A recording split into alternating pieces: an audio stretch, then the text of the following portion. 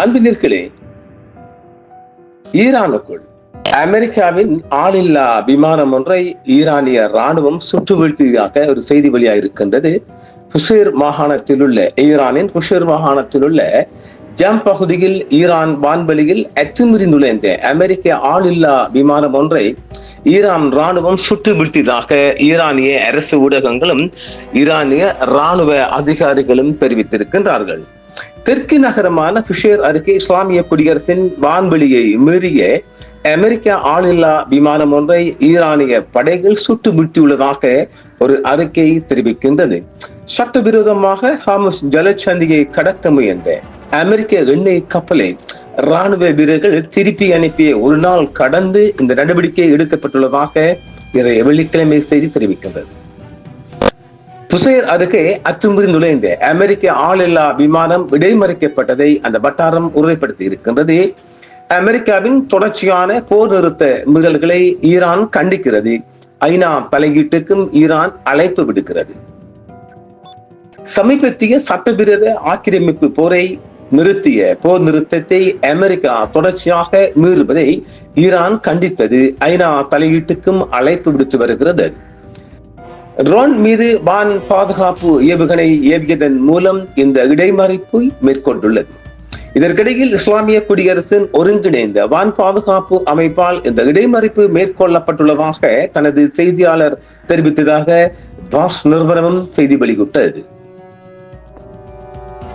புசர் மாகாணத்தில் உள்ள ஜாம் மற்றும் கங்கன் நகரங்களுக்கு அருகே இடைநிறுத்தப்பட்ட வான் பாதுகாப்பு கருவிகள் மூலம் அந்த விமானத்தை இந்த பாதுகாப்பு அமைப்பு எதிர்கொண்டதாக அந்த நிறுவனம் குறிப்பிட்டுள்ளது.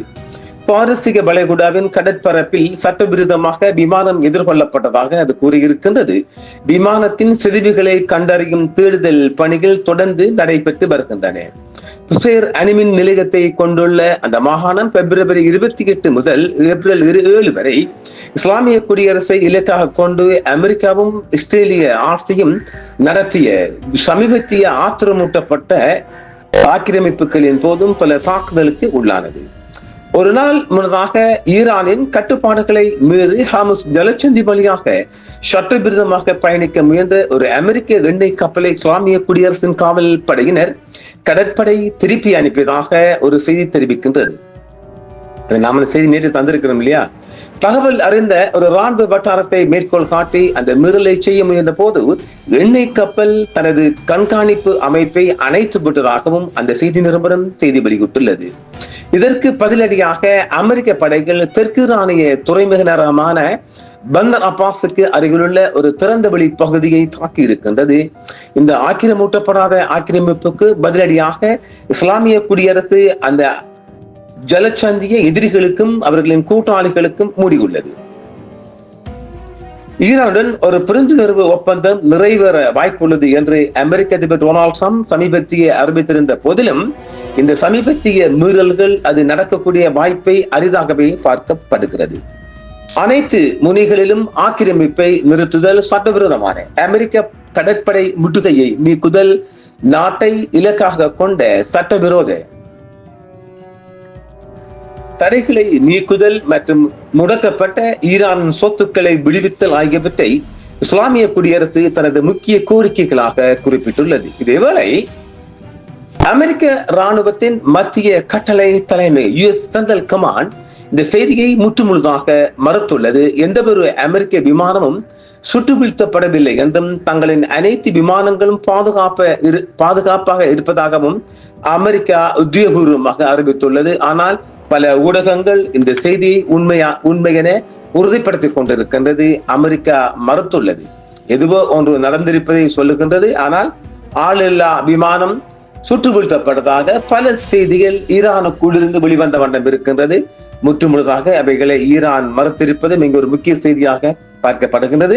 மற்றொரு செய்திகள் சந்திப்பும் அன்பினர்களே, ஈரானை எதிர்கொள்ள, ஈரானை தாக்க அல்லது ஈரானை ஒரு நவீன முறையில் ஒரு மிகப்பெரிய தாக்குதலை மேற்கொள்வதற்காக இஸ்ரேல் ஒரு புதிய விமானம் ஒன்றை எரிபொருள் நிரப்பும் போர் நடவடிக்கைகளின் போது வானில் பறந்து கொண்டே எரிபொருட்களை நிரப்பக்கூடிய ஒரு 6th ஜெனரேஷன் 6ஆம் தலைமுறையை நோக்கிய ஒரு புதிய எரிபொருள் நிரப்பும் விமானம் ஒன்றை அமெரிக்காவிடமிருந்து இஸ்ரேல் பெற்றுக் கொண்டிருக்கின்றது. இன்றைய வெள்ளிக்கிழமை மாலை செய்தியாக இது வளைகுடாவில் ஒரு பரபரப்பாக பார்க்கப்படுகின்றது. ஈரான் மீதான நீண்ட தூர தாக்குதல்களுக்கு இஸ்ரேல் தனது முதலாக அமெரிக்க KC-46 அடுத்த தலைமுறை எரிபொருள் நிரப்பும் விமானத்தை பெற்றுக் கொண்டுள்ளது.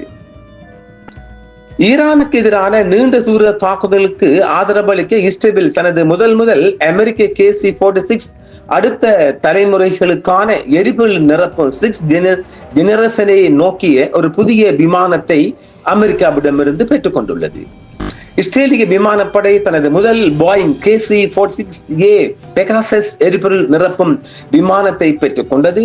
அமெரிக்காவில் அந்த விமானம் தனது முதல் பறப்பை மேற்கொண்ட ஒரு மாதத்திற்கும் குறைவான காலத்திலேயே மே 27, 2026 நேற்று முன்தினம் அது நெவாடின் விமானப்படை தளத்திற்கு இந்த விமானம் வந்து சேர்ந்துள்ளது. அதனால் புதிய தாக்குதல்கள் ஈரான் மீது தொடுப்பதற்கான மிக அதிக வாய்ப்புள்ளதாகவும் ஈரானிய உளவுப்படையும் தெரிவித்திருக்கின்றது. குறிப்பிடத்தக்க வகையில் நெவாடி விமானத்தளம் படைத்தளம் இஸ்ரேலின் அனைத்து F-35 5ஆம் தலைமுறை போர் விமானங்களையும் கொண்டுள்ளது.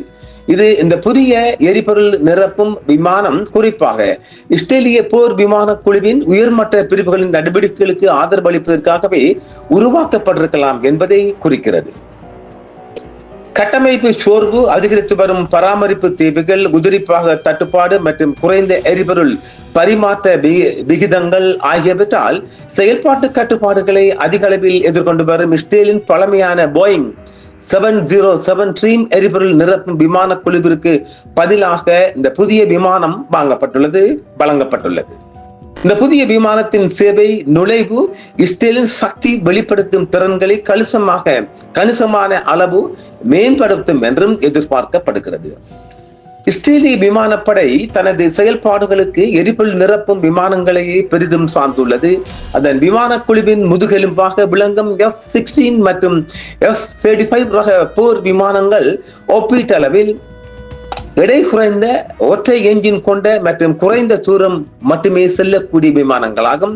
அதே சமயம் அதன் சிறிய எண்ணிக்கையிலான கனரக F-15 ரக போர் விமானங்கள் கூட ரஷ்ய ஈரானுக்கு விற்க Su-35 போன்ற ரஷ்ய அல்லது சீன போர் ரகங்களை விட மிக குறைந்த தூரம் மட்டுமே செல்லக்கூடியவை என்றும் சொல்லப்படுகிறது.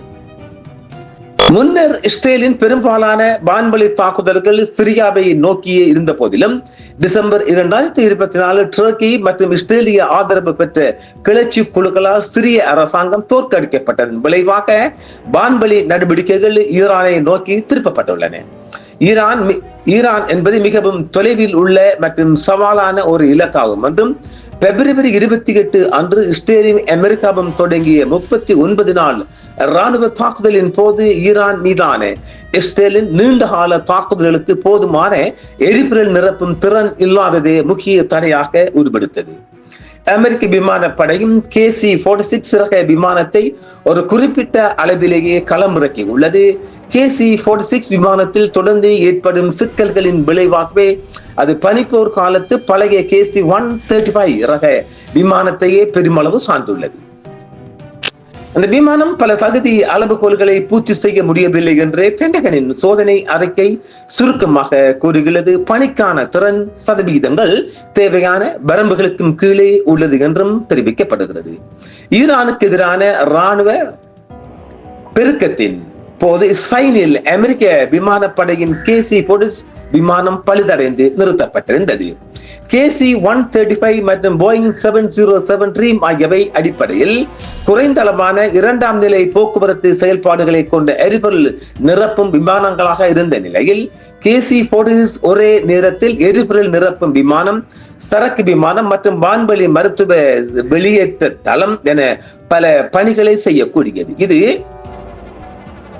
பயணிகளை தட்டுகளில் அடுக்கப்பட்ட சரக்குகளை அல்லது மருத்துவ நோயாளிகளை மிக எளிதாகவும் திறமையாகவும் ஏற்றி செல்ல அனுமதி அளிக்கிறது. இந்த புதிய விமானம் சற்றே அதிக எரிபொருள் கொள்வனவு மற்றும் அதிக செயல்திறன் கொண்ட என்ஜின்கள் ஆகியவற்றின் நன்மைகளையும் பெறுகிறது.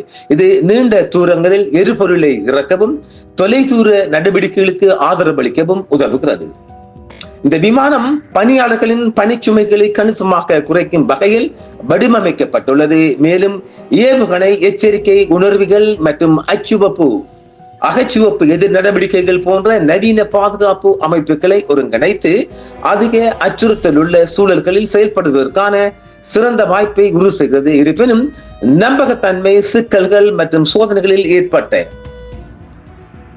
பெரும் தாமதங்கள் இந்த விமானம் எவ்வளவு விரைவாக இஸ்ரேலிய தாக்குதல் திறன்களை அர்த்தம் உள்ள வகையில் மேம்படுத்த முடியும் என்பது குறித்த கேள்விகளையும் எழுப்பியுள்ளது. ஆக ஈரானுக்குள் அதிக தாக்குதல் ஒன்றுக்கான ஒரு முன்னகர்வாக நேற்று முன்தினம் இந்த விமானம் தரிக்கப்படுகிறது. இஸ்ரேலுக்குள் நிறுத்தப்பட்டிருப்பது எதிர்வரும் நாட்களில் அதிக அளவான தாக்குதல்களை ஈரானுக்குள் நடத்துவதற்கான மிக அதிகமான வாய்ப்பு இருப்பது.